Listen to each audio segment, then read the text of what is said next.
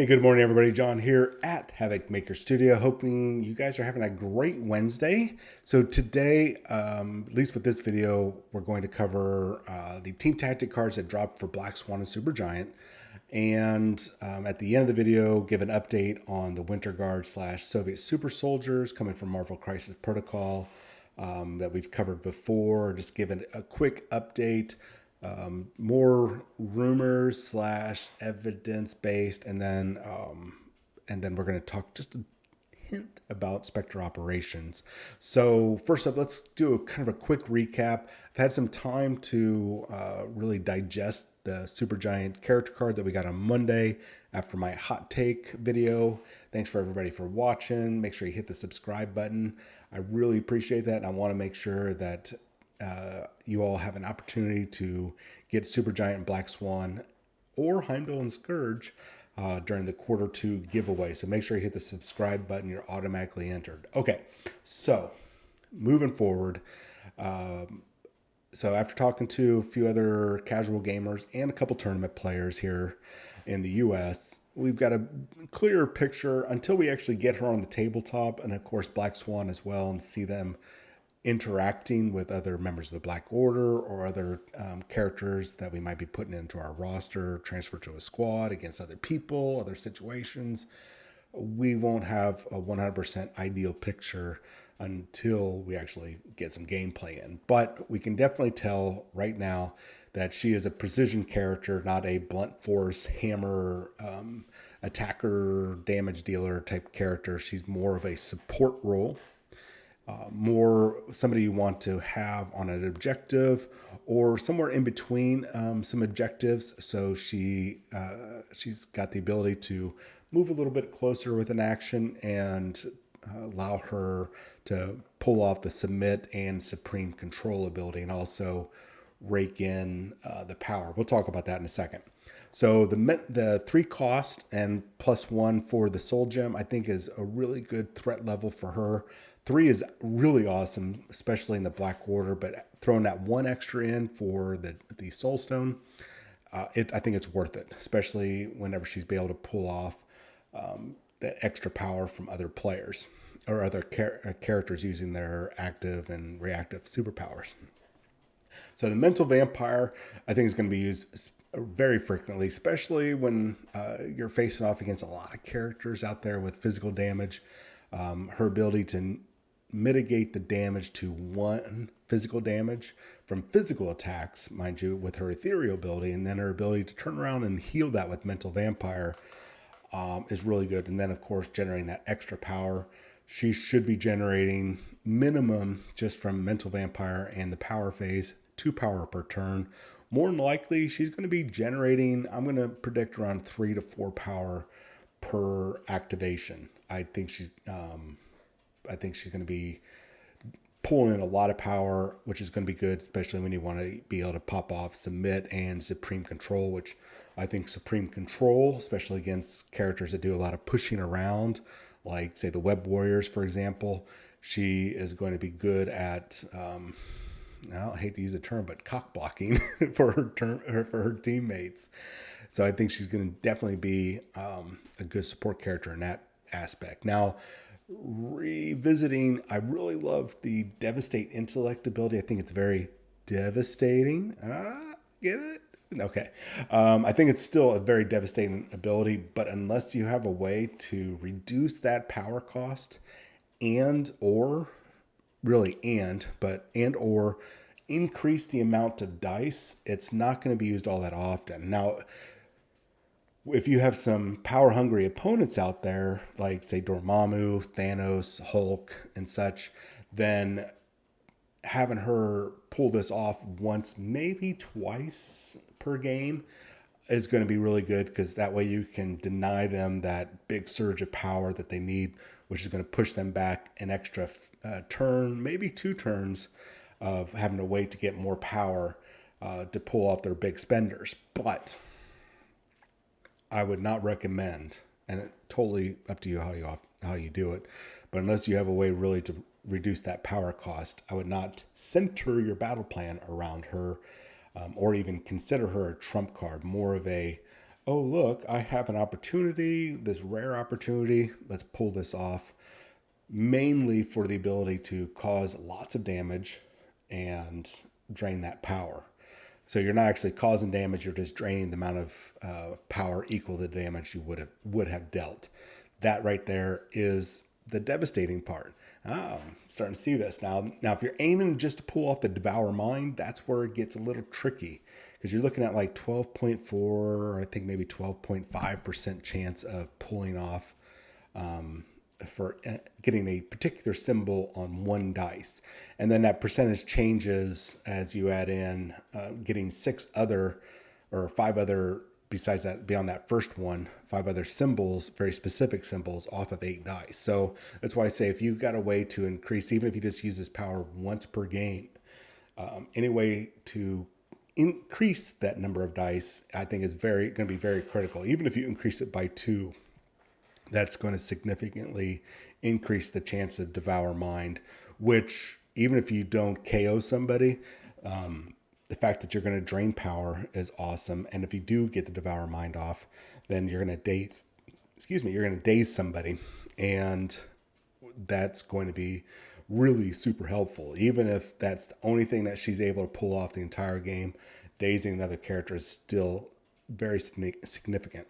Now, the submit ability and supreme control ability are going to be used, I think, way more often alongside mental vampire. So you're going to be, it's all going to come down to range and what you're wanting to do each of those rounds. But I see supreme control being used more than submit, and I see mental vampire being pulled off probably every turn.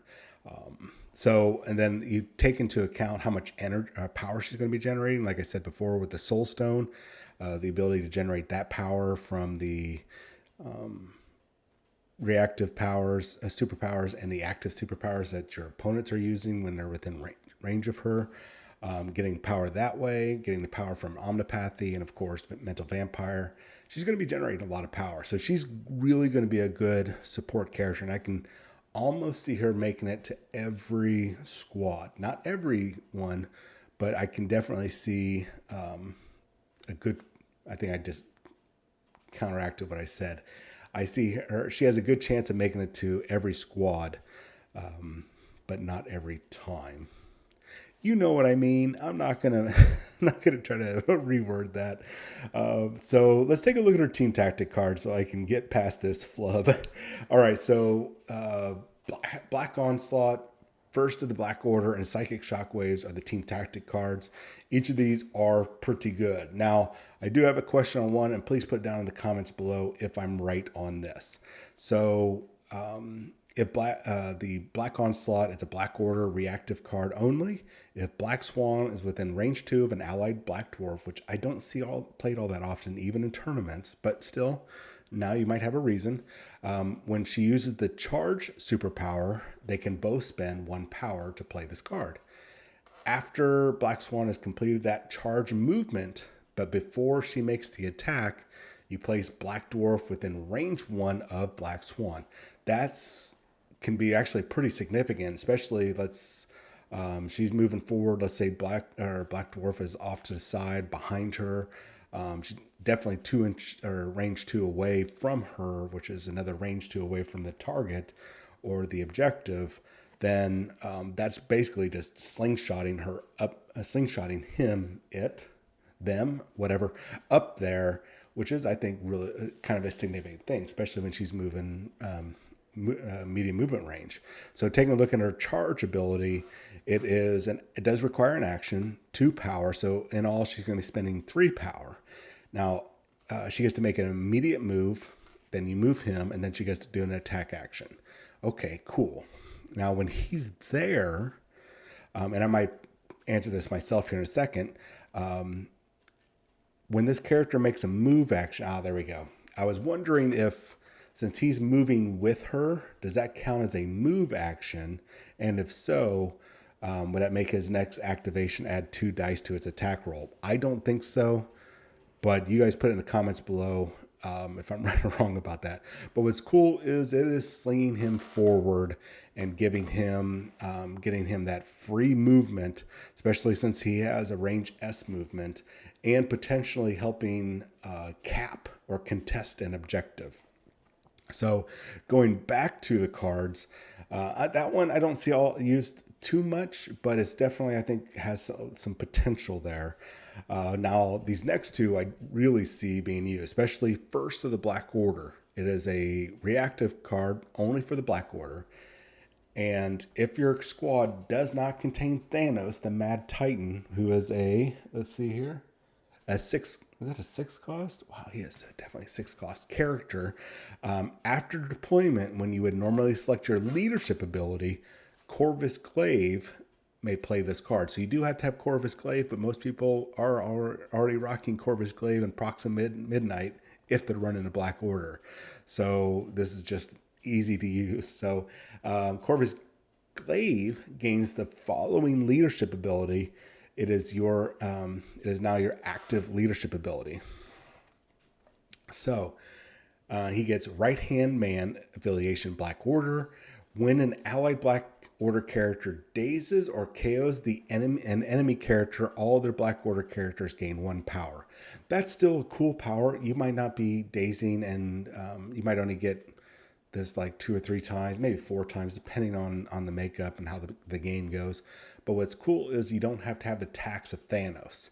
Now, Thanos is definitely a really awesome character to take, but for Thanos, you could easily squeeze in Supergiant for 3 and pay 1 extra, and you get Black Swan for 4. So almost for the cost of Thanos, you get 2 other characters you can squeeze in there. That's not too bad. That's all I'm saying on that regards. I think that's a good power, because now it gives us a second leadership ability. And I'm wondering, you guys let me know in the comments below, if by having this extra leadership team tactic card, are we going to maybe see some other teams in the future that only have 1 leader? We might see some future team tactic cards that are similar to this that will pass on leadership to another character. Be interesting to see. Now, the last one is Psychic Shockwave. I like this one definitely a lot, especially when you take into account running around with Supergiant. However, you do have to run Ebony Maw, which once again I don't see used all that often. Doesn't mean that he's not used. I just don't see it used all often with Thanos, Corvus Glaive, and Proxima Midnight used primarily over the Ebony Maw and Black Dwarf. I think this is really to kind of get Ebony Maw and Black Dwarf into the game a little bit more. Regardless, so if you have Supergiant and Ebony Maw, they can each spend 3 power to play this card. You're going to roll 5 dice. This is huge. 5 dice for each enemy character holding an objective token. The enemy character suffers 1 damage for each critical success and wild symbol result rolled. So that's up to 2 damage. Or that's up to 5 damage. That's up to 5 damage. That's big. A character damaged in this way drops all objective tokens it is holding. The player holding this card chooses the order in which characters are affected. This is a very, very big card. I really see this being used. I now see Ebony Maw sliding in. This is really cool, especially in mid to late game when everybody starts having their objective tokens. They're at their secure locations. They have got their extract tokens, and mid to late game, and then just doing a big whammy since there is no range. It only comes down to who's holding something. And the fact that the player that's using this card, that's using this attack, gets to choose the order in which characters are affected, that means you're going to also be determining where those tokens drop, which means that it's going to be putting you in a position to recover those. And remember, Supergiant also has that superpower of submit. So there's some really good interplay here, and the fact that you're able to do that level of damage, potential damage, mind you, it's only, once again, it's less than 13%, 12 to 13% chance of getting those symbols, but on 5 dice per enemy character holding, you're probably looking at about 3 enemy characters holding, 2 to 3, that could potentially, especially mid to late game, remove them, either move them to dazed or move them from dazed to the injured side. So you're getting multiple whammies off of this one card. I would say, I wouldn't be surprised if at some point in time in the not so near future, this gets put on restricted or banned list. I doubt banned list, but I can see the restricted list for sure. I think out of all of them, Psychic, Shockwave, and First of the Black Order are going to be used more than Black Onslaught. So let me know what you guys think about that. Now, in regards to Urza and Red Guardian, Dark Star and Crimson Dynamo.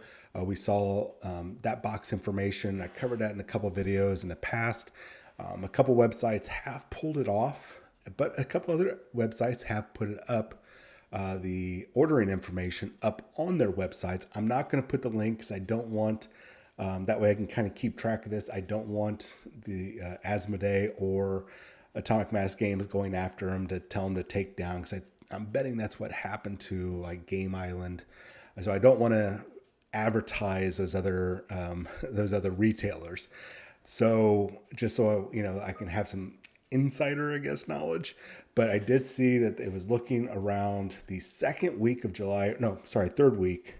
It was July. Let me go to July. Let me pull up my calendar. Yep. So technically, really the second week of July, even though it's really kind of the third week, around July 15th, it was scheduled to drop. Does that mean it's going to happen? I don't know, guys. That will be going into third quarter. That is the start of third quarter, right?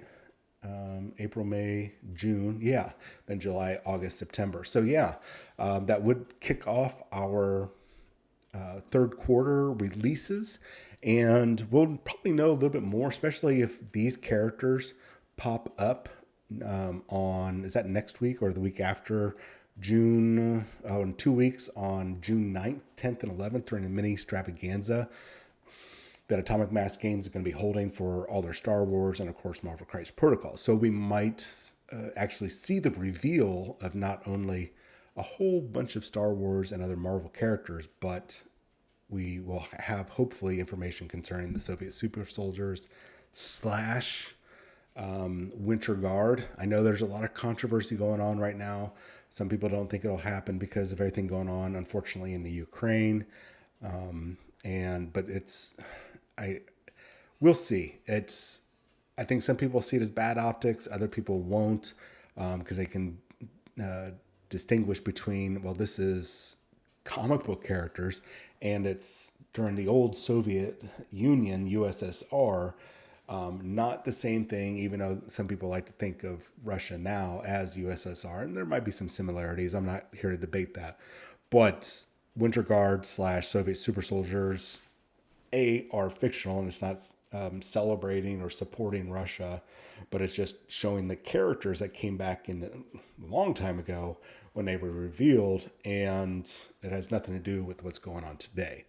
Now, of course, there's people on Twitter and Facebook and Instagram and such, TikTok, I'm sure, would freak out and like, oh, this is in bad taste. I can't believe you're supporting Russia. It's not supporting Russia. It's actually supporting the store, the company, and Marvel. It's not supporting Russia in any way, but a lot of people can't see the distinction, and I get it. I'm not saying that they're wrong for thinking that. I understand it's bad optics. Once again, not supporting what Russia's doing in the Ukraine. I'm not supporting that whatsoever. I just don't think this should be affected by it. But that's my opinion. Guys, let me know down in the comments below what you think. Now, in regards to Spectre operations, if you're not familiar with this modern day game, I have been trying to get my hands on this modern tabletop skirmish game on the rules. I have been extremely ineffective in doing it. Other people have been effective, but not me. So I am going to be doing a review on the first edition with information I've gotten from other people concerning the second edition. And we're going to talk about some issues with the company, the rules, why you're having a hard time getting your hands on the miniatures, why you're having a hard time getting your hand on the rules, and of course, some alternatives, some really amazing alternatives to these metal figures that are hard to get your hands on. I've got a plethora of independent groups, whether they're 3D printers or not recasters, but metal casting companies that have really amazing alternatives, really price effective to get into, and how we can get around the whole rules issue. So we're going to cover that probably tomorrow. Got to do a little bit more research and wait to hear back from a couple companies like Spectre Operations and Black Site. So anyways, let me know what you guys think of Black Swan and Supergiant, their team tactic cards, my analysis of them, and of course, what's going on with the Winter Guard / Soviet Super Soldier. And please keep in mind that that's my terminology. I have no idea if Atomic Mass Games is going to give them a team affiliation of Winter Guard or Soviet Super Soldiers. Or, there is that tiny possibility that this is the most well done deep fake ever that has fooled a lot of people, including stores and such. So I don't think it is, because as I said before, I did some digging on the unit numbers and the tracking numbers and the ports and such, and everything matches up, but it could still be a clever fake. Let me know what you guys think. Please, all you new people that are watching the video, please go ahead and hit that subscribe button. I know you guys hate hearing me say that, or hate any YouTuber saying that, but it really does help grow the channel. It affords me the opportunity to be able to go. No, actually, it doesn't give me any money, but it shows me you guys are interested in what we're doing here, and you like the idea of getting free stuff from the giveaways, which gives me justification to buy it or get it from other people for free to pass it on to you guys. So please hit the subscribe button and leave a comment. You guys have yourself a wonderful Wednesday, and I'll chat with you later. See ya.